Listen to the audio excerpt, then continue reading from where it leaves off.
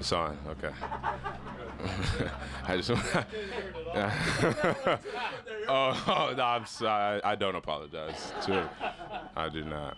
David, what's it like now that you've had a chance to be around camp and around Buffalo and to be away from the evil empire and here with, here with the Bills? I mean, what is that like as you reflect back? I feel great. This is a great organization. It's a great team, great coaches, great teammates. I feel welcomed here. I feel like I fit in here.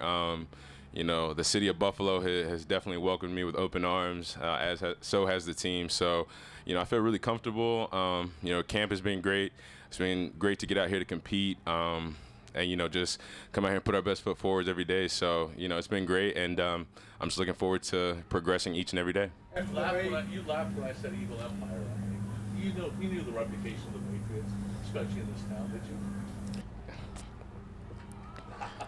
You don't have to answer that. After the way you torched the Bills in the past year personally, you feel like you had to win a few people over in the fan base. They remember everything.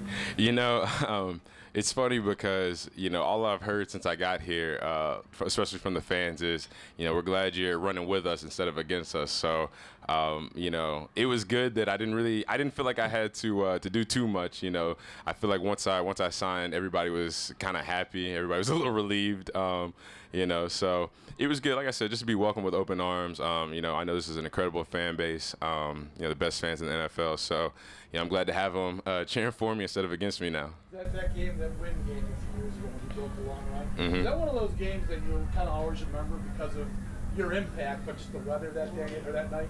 It's funny that you say that because I vividly remember every game against the Bills. My first touchdown in my career was in Highmark Stadium. Like that game, like you said, another one of the best games of my career was in Gillette against the Bills.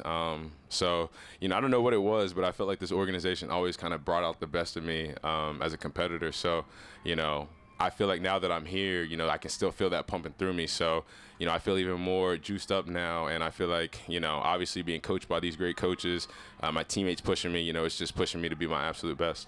You've been on the field with Josh and watched him from afar before. What was maybe something that you didn't expect, having been around him now a couple of weeks? Just his personality, I always admired Josh. Ironically, he's always been my favorite player. We actually have a mutual friend that we worked with through our agency, and I would always text her whenever the Bills were playing and I'd be watching. I'd be like, dude, Josh is amazing, like, regardless of what he was doing. So, but just his personality, he's like a big kid, I know you guys know that. He loves to have fun. He's always got a smile on his face. I was actually having a conversation with him yesterday during a walkthrough, and he's just talking about, I'm always in a good mood. I'm always happy. Nothing can break that. And I respect it. I admire it. And, it's very infectious throughout anybody that comes in contact with him. So, it's been a, I wouldn't use the word surprise, but it's definitely been something that, has, that I've liked to get to know that side of him. Obviously he's a great football player, and when we're between the white lines, he's very serious. He's about his business, but outside of that, he likes to keep everybody engaged, keep a smile on everybody's face, and I think that kind of personality and mentality, it keeps guys fresh mentally and ready. Hey, there's my friend back there. Hey, what's going on, twin? What's up, pal? Yeah, it keeps all of us, like I said, it clearly rubs off on all of us, so it keeps guys locked in and, having a good time during the dog days of camp. That description sounds just like James Cook. Tell us about him, though. I mean, what have been your impressions of him? Good old Jimbo. Jimbo's a different cat. He is a little bit more mild-mannered, but he's very, once you peel back the layers, he's got that same personality. He likes to have fun. We all do. We're all in this together, and we all love to just, first and foremost, come out here and compete every single day. But, once we're off the field, whether it's in the meeting rooms or whatever, when we're watching film, we cut up. We like to have fun. We like to laugh. We joke. Obviously, with Coach Skip in there, is laughs and smiles all day long. So, Jimbo, he's a great teammate. He's a great competitor. And, we're lucky to have him out there on the field. And, I just love being able to be a part of that room. We got a lot of great players in that room. So, You know, all we do is go in there every day, put our best foot forward. That way we can be the best group. That way we can do what we can to affect the offense the best way that we can. And how much of a sense of better word, obligation do you feel as this group to improve this running game, which has been a shortcoming? Part of the reason you're here, obviously. Do you sense that you know that they need to get that better? Give me a collective mindset of that if you can. I mean, to answer your question, yes. I mean, I definitely feel that obligation personally, as well as, you know, all the guys in the room. And not because of a lack thereof in the past, but just because that's what we're here to do. You know, as running backs, we got to do a lot of jobs. We got to block, we got to run, we got to catch, we got to do all things. So, you know, whether it's running the ball, catching the ball, running good routes, blocking, protecting Josh, you know, we take a lot of pride in that. So obviously we want to improve the run game, but we want to improve the pass game. We want to improve the pass protection game. You know, however we can positively affect the offense, you know, that's what we're here to do. It all kind of goes hand in hand, right? I mean, especially if you look at, I don't know, given what other offenses you've been a part of and you compare to this one, you give Josh Allen real balance, right? With a really consistent, a more consistent running game. What does that generally mean? Well, I mean, it sounds like you answered your own question, but yeah, I suppose I'm leading you in a direction. I yeah. Suppose, but right. You know, I mean, I'll put it to you this way. I would love to. I say this personally. I know that we all feel this way, but I want to take as much of the burden off of Josh as I possibly can. You know, I want to let him be able to go out there and play free, throw the ball, stay healthy. You know, do his thing. You know, obviously, he's a freak of nature, so he does a lot of things. But, you know, if I can help take some hits off his shoulders and, you know, keep his legs fresh, I'd love to do that. You know what I mean? Whether that's him throwing me the ball in the backfield, that way he doesn't get hit, I'd love to do that. Whether that's picking up blitzes, that way the pocket's clean and he doesn't have to get hit in the pocket, I'd love to do that. So whatever, you know, we can do, obviously, to make the offense better. You know, obviously Josh is a big part of that. So, you know, we want to protect him, obviously, and keep him at his best, along with, obviously, being in tune with the rest of the offense, you know. You talked about the room and all the things you guys got to do. We tend to look at the running back position as you guys having certain skill sets that maybe work, and Murray's a bigger back, quick out of the backfield. Do you guys ever look at it that way? And if so, what specifically do you feel like is your best skill to bring to this running back room? To answer the first part of your question, it doesn't matter. We know that everybody outside, you know, no offense, you guys obviously have a job to do, but everybody on the outside looking in, they have to label us, you know, this guy can do this guy does this guy brings this to the table. But at the end of the day, Coach Skip, he coaches us all the same. You know, Coach Dorsey, he coaches us all the same, whether it's run game, pass game, whatever. Some of us are on special teams, you know, whatever the case may be, we're coached up all the same. You know what I mean? It's not like, oh, well, this guy does this, so he's going to just practice this, and then these guys are just going to practice that. Like, that's not the way that it works.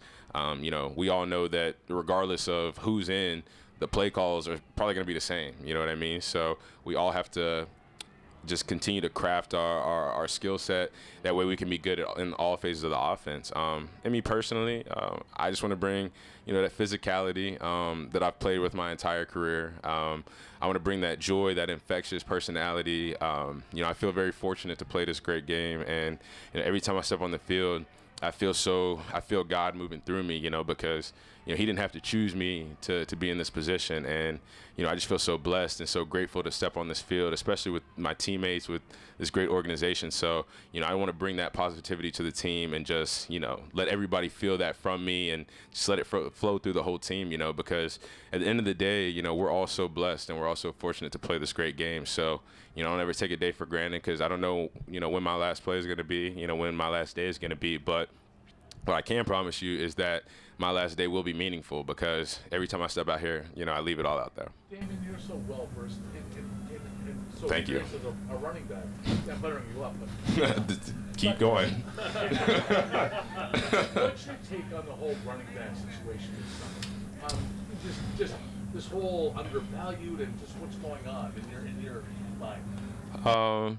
I mean, I think that without saying, I think you guys know how all the running backs feel when this conversation comes up. I choose not to speak on it right now because at the end of the day, I signed my name on the dotted line and my ink is dry and I'm under contract. So me, you know, talking about it's not going to affect my situation right now. You know, I'm all about being in the present, being where my feet are, and as of right now, you know, I'm a Buffalo Bill, and that's what my focus is on. It's just being a Buffalo Bill. Is it fair? Okay. You're going to try again, aren't you? I know you are. You're going to give it another shot. Okay. How's this one? Are you going to butter me up first or no? Well, you've been so cooperative and congenial. That Okay, round of applause for this guy. That was great. So Jonathan Taylor's situation, though, feels like it's different than so many others in a lot of different ways. Ownership gets with conversation about it. You're going nowhere. Do you feel, as a fellow back and someone I'm guessing you know pretty well, what's your sense of his situation? Do you have any? To be completely honest, I'm not too familiar with the situation.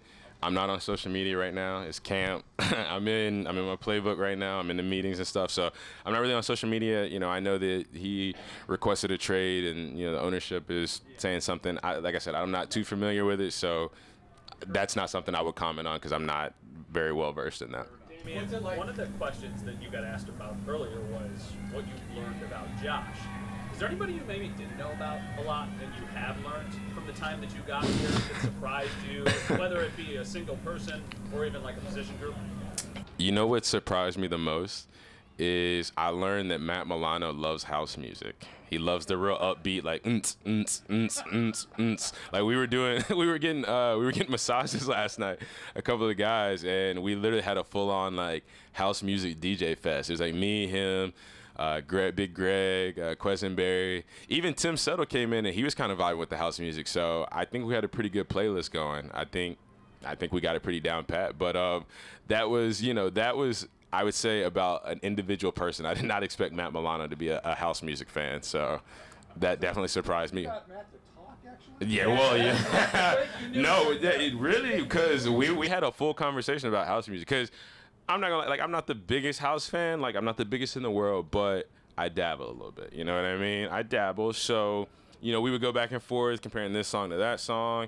Plus, you know, Matt, he's a New England guy. You know, he went to BC and you know, where I was in New England for a little bit. So him and I have like a small connection from that. But you know, I think I got Milano to open up a little bit. You know, clearly not too many people know he likes house music. So I definitely just outed him on that, and I do not care at all. So if he's got a problem with that, yeah.